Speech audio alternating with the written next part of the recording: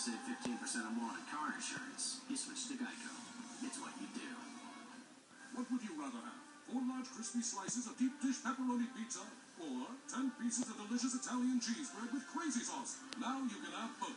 Get the new box set for just $9, only at Little Caesars. Little Caesars Pizza Pizza. Pizza, pizza. Americans, we're living longer than ever.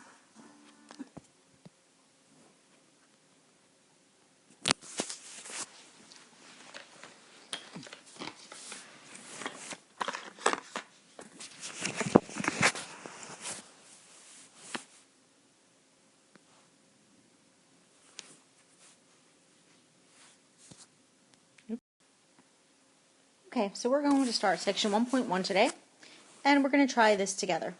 Let's say it's right before finals week, and you want to know what score you need on the final to get a certain grade in this class. At this point, you would know all your scores except perhaps the final grade. So let's assume you score a final on the first exam, which is worth 25% of your grade, an 87 on the second exam, which is worth 25% of your grade, a 93 is your quiz average, which is worth 10% of your grade, and a 95 homework average, which is 10% of your grade. What score would you need on the final to have an A-, which is a 90% for the course? We're going to do this by guessing, not calculating. So this could actually end up taking us a while. Okay, so you have to first know how this gets calculated. So 25% of your grade is a 90, so you would do 0.25, 0.25,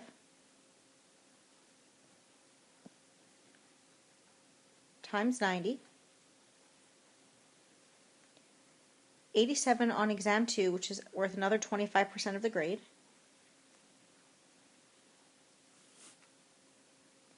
plus your quiz average, which is 10% of your grade, plus your homework average, which will be 10% of your grade, which is a 95. And you're not quite done because you also have the final, which is worth,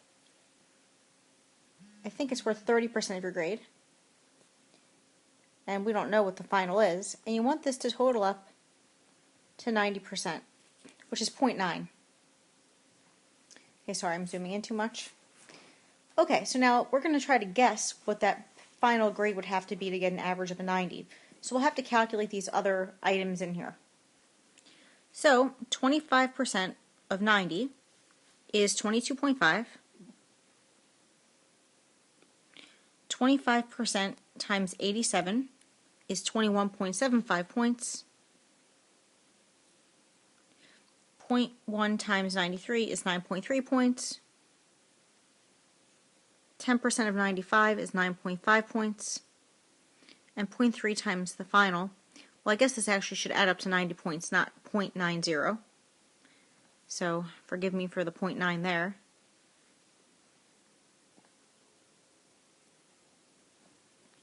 So let's now add all those together on the left.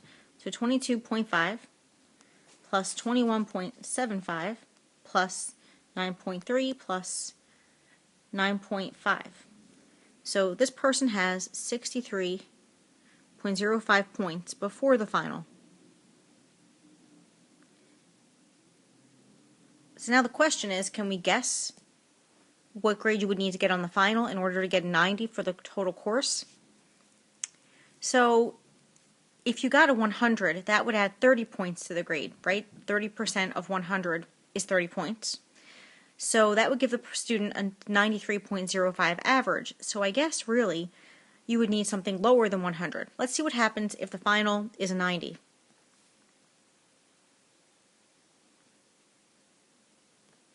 So 30% of 90 would be 27 points. So is 27 plus 63.05 enough? It is. But it's a little bit over. So if F is 90, a 90, so 93.05 plus 0.3 times,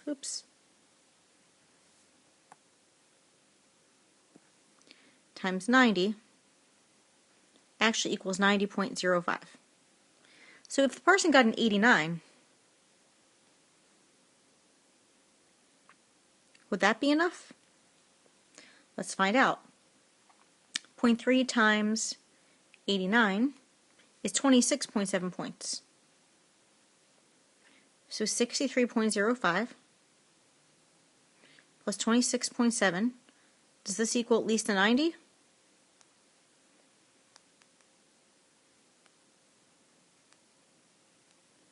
That's only an 89.75. So it looks to me like the student would have to get a 90 on the final in order to get an A- for the course. Now the thing is, typically, you don't guess and check when you do problems of this type. This is where we like to solve equations. So of course these first four now are for you to practice. You're supposed to practice these on your own, but of course since you are home right now, I will do these for you. So 4x plus 8x equals 17x minus 9 minus 1. What you want to do is combine like terms on the left. 4x plus 8x are both the same type, and on the right hand side the negative 9 and the negative 1 are the same. So 4x plus 8x is 12x. On the right hand side, negative 9 minus 1 is negative 10. Subtract 17x on both sides.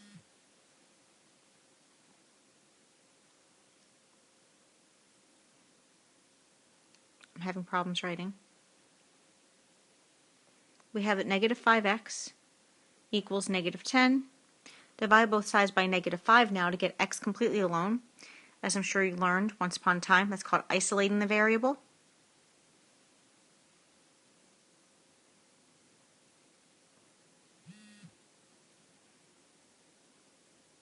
So x is negative 2.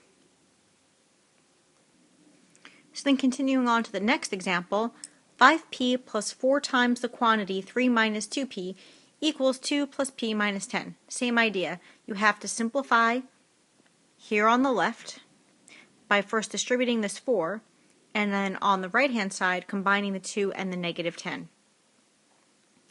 So the first thing again is to distribute the 4 through. That will give you 12 minus 8p, 5p plus that. And on the right hand side, 2 plus p minus 10 will give you, p minus 8. Now back to the right side, you can combine the 5p and the negative 8p to make negative 3. Why is that happening? Negative 3p plus 12 equals p minus 8. Now you have to move all the p's to one side and all the constants to the other side. And I'm definitely running out of space here. So I'll try to move that along here. I'll use different colors for the next few. So you need to move this p to this side by subtracting it, and this 12 to that side by subtracting it. So I'll use a different color. I'm going to subtract p and subtract 12. Back to blue. Negative 3p minus p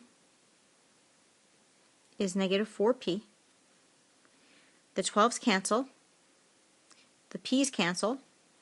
And then on the right hand side, negative 8 plus negative 12 is negative 20. Dividing everything by negative 4, you get the p is positive 5.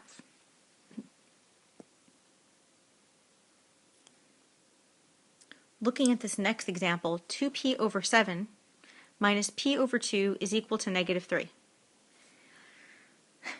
No one really wants to be bothered with finding a common denominator, although you could do that here, but you can do something called clearing the fractions. You do that by looking at your two denominators, or however many denominators you have. In this problem we have a 7 and we have a 2. So find the common denominator of 7 and 2, which is 14, and multiply both sides of the equation by 14. You are allowed to do that because there's an equal sign here. As long as you balance both sides, whatever you do to the left, you have to do to the right. As long as you do that, you can pretty much do any mathematical operation you feel like, as long as you balance it on both sides of the equal sign. So now that 14 will go through and get distributed to every single term. So you will have 14, I don't know why that keeps happening, 14 times 2p,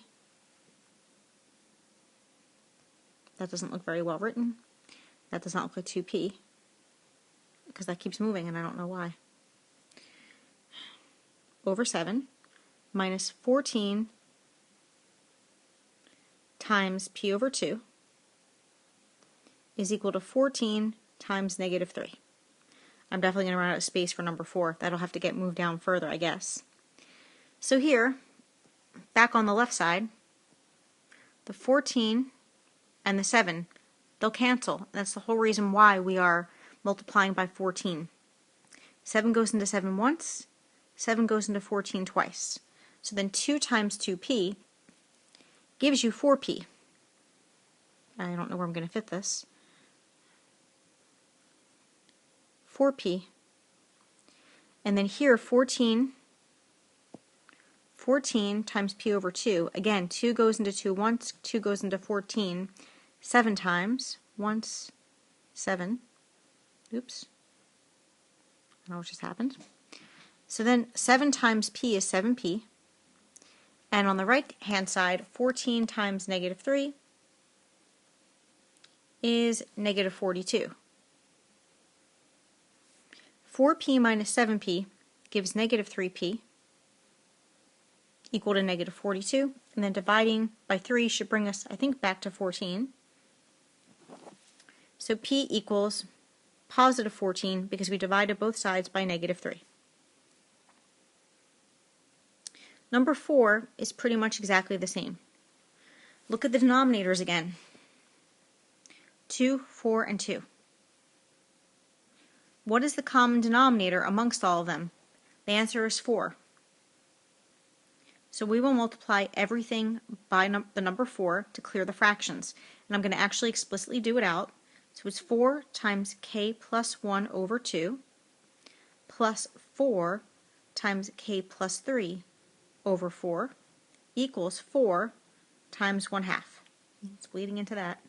4 times k over 2. This is over a 1. 2 goes into 2 once. 2 goes into 4 twice. So here you have 2 times k plus 1. Here, again, this is over 1. 4 goes into 4 once. 4 goes into 4 once. So you end up with 1 over 1, 1 over 1, which is 1, times k plus 3. And on the other side, 4 times 1/2 is 2 over 1, which is just 2. So now distributing your 2 and distributing your 1, you get 2k plus 2 plus k, 1k, because 1 times k is k, 1 times 3 is 3, is equal to 2. Combining like terms again, the 2k and the k are like terms, the 2 and the 3 are like terms. So we end up with 3k plus 5 is equal to 2, or 3k is equal to, subtracting 5 on both sides, you get negative 3. Dividing both sides by 3, k is negative 1.